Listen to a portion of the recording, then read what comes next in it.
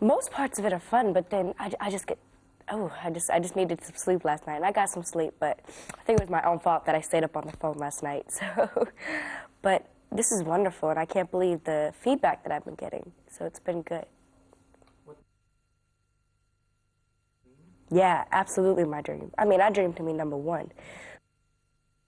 It's just a great feeling that people like my music and that they're responding to it. I mean, it's a partnership, but I do find myself having to gain people's respect because they're like, oh, there's this little young girl, like, what does she know about anything? And, you know, I need to prove myself to them. But it's not a problem. I've just learned that people don't expect much out of me. When I was 6 years old, we saw like a small little article in the Boston Globe, because I'm from Massachusetts, and it was to audition for Kids Say the Darndest Things with Bill Cosby.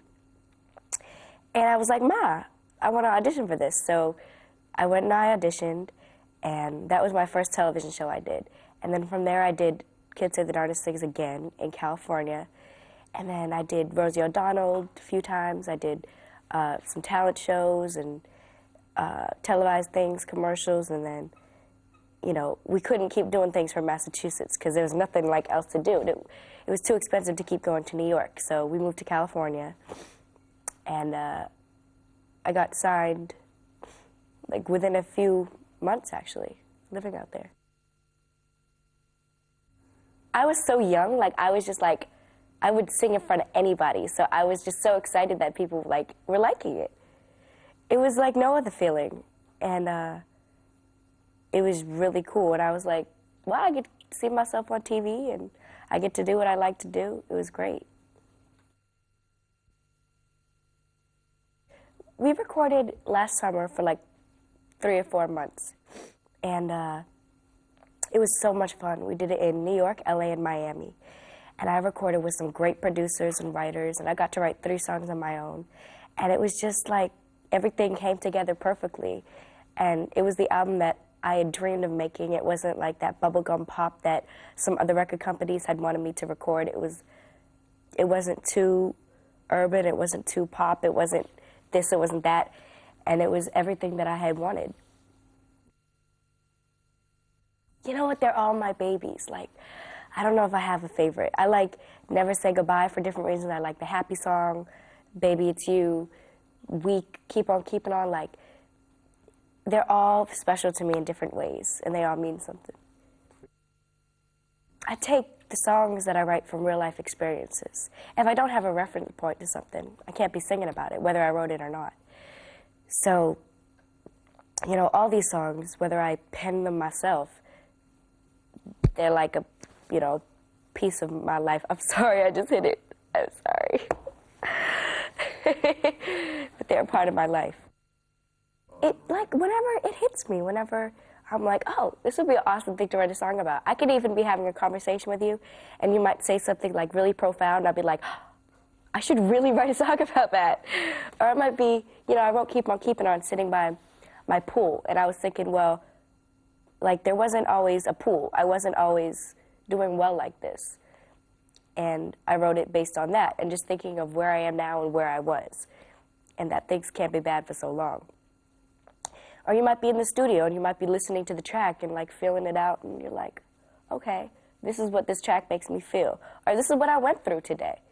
And you just, whatever inspiration hits you, that's when you write. I think I'm more of a lyricist than hearing music. Like, I've always written poems and stories, and I even tried to write a novel when I was like 8 years old, and I was like so deep into it. It was like real serious. I've always liked writing. That was wonderful. Europe was beautiful, and it was like nothing I ever experienced before. And Usher is just an inspiration vocally, as a dancer, as an all-around person. And to be in his company, I mean, I don't think you can get any hotter than Usher right now. So I don't know where I'm going to go from here, because Usher is just, you know, top rate, just a great guy. Well, he gave me advice. He said, you know, work hard to work hard and stay humble. And when you think you've acquired that level of success, when, you know, you can't go any higher, just keep working, because the work does pay off. he was just very nice and humble, and whenever he saw me in the hallway, he would take the time out to be like, hey, how you doing? You enjoying the road? And, you know, he was very, very nice. Well, after I'm in Europe for a few more days, I'm going to go back to the U.S., going to be doing some award shows and some more radio shows, doing Regis and Kelly, and, you know, just keeping things moving. I'm filming the next music video soon, and you'll be happy to see when it comes out over here that there's going to be a nice surprise on it. I'd love to give it away to you, but you'll have to wait. And it's just going to be great. I just can't wait to keep things moving. I wish, I know it is the time. I don't have time for a boyfriend. I wish I did. And, you know, traveling to different cities and meeting different people is very difficult. You know, it's something I put upon myself. It's something that I was like, come on, Joe, let's work. Let's keep it moving. But, you know, I met somebody I really liked, and it's very difficult to just talk to them on the phone. You know, the international calls are so expensive, and just when you want, because, you know, I talk to my girlfriends about their boyfriends, and they're like, Joe, I met this really awesome guy today, and I'm like,